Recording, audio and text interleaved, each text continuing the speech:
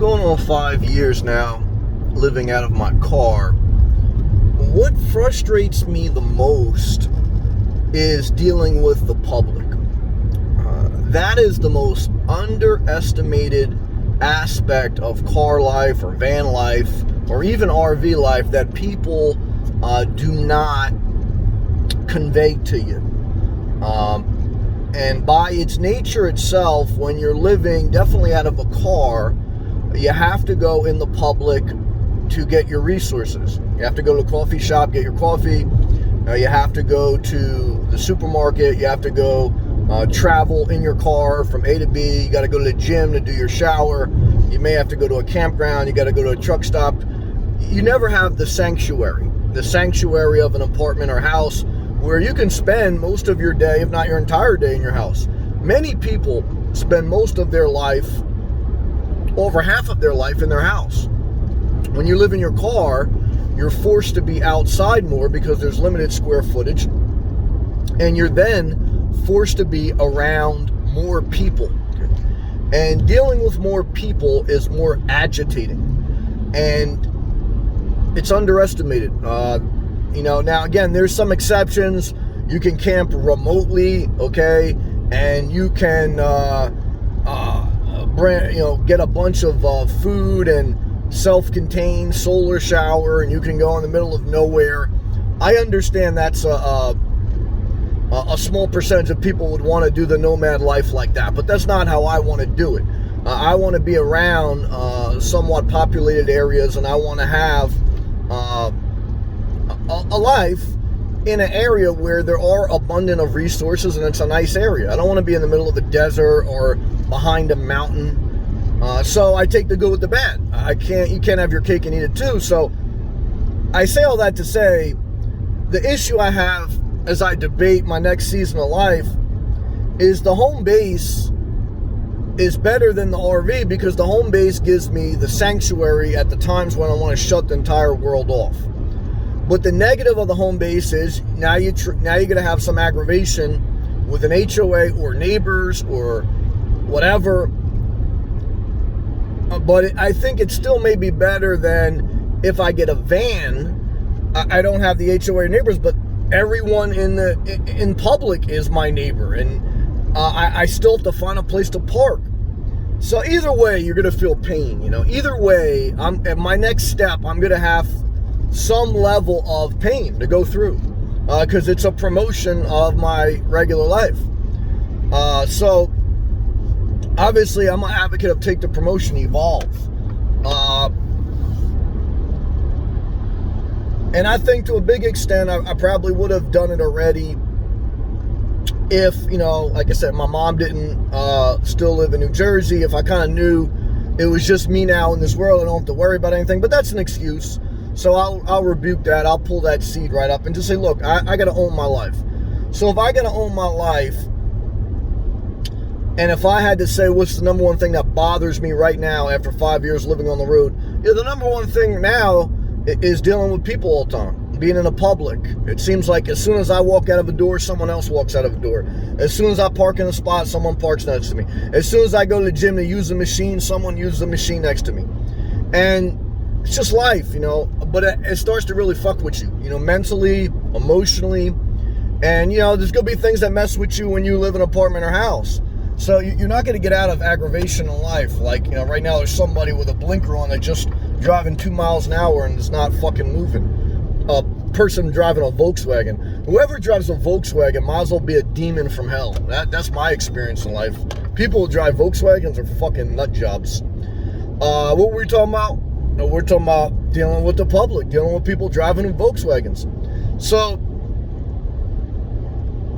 all I can tell you is that how I feel in this moment and how I felt for the past year now is dealing with this public is aggravating. It makes you curse God more because you're frustrated more. I love the fact that I am free from a lot of entanglements, and I don't want to go back to a lot of entanglements, but I gotta figure out how to balance my life, because either I'm going to continue to feel the pain of always having to deal with the public, and there's a million people that don't live the life or don't live it at a good level want to tell you how to deal with it. I can't take their advice in my own life. I know me. And I know for the past year, for me, not for them, they can do whatever the fuck they want. For me, I got to get away from people a little bit more. Okay? And I don't want to go in the middle of the desert. I still want to be around populated areas. So I got to figure out either home base or RV. Again, the RV, the negative there is I still got to have somewhere to park. The van may give me a little more privacy. The travel trailer, then I'm fucking locked into the campgrounds. So I'm screwed either way there. And the home base, I go back to a level of entanglement, but I get some sanctuary. So, as I run that through my mind, the home base wins. The only reason I'd still like the van life a little bit better is because it's easier. It's in and out. But it doesn't solve some of the problems I need to solve. So what am I doing? I'm talking this out. What will I do? We'll see. Like I say, but I think I know home base.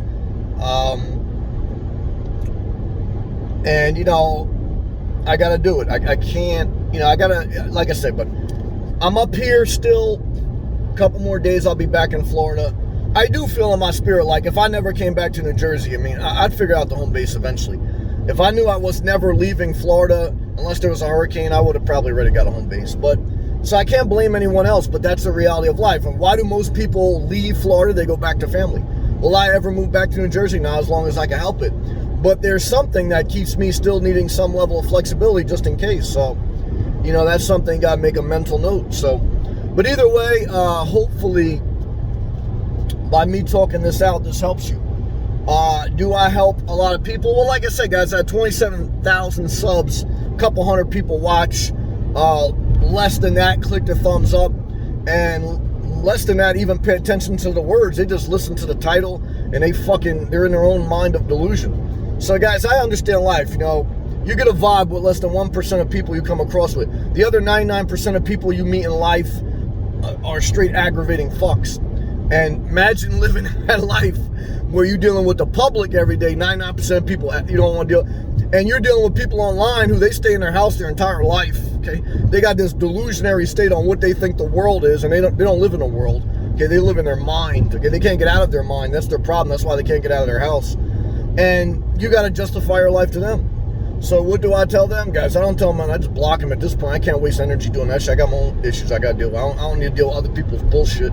Their fucking personality disorders, their delusion. So, the bottom line, guys and girls, there's no easy answer. But there is a video that I just gave you to help you. And a video that gives you some real honest perspective.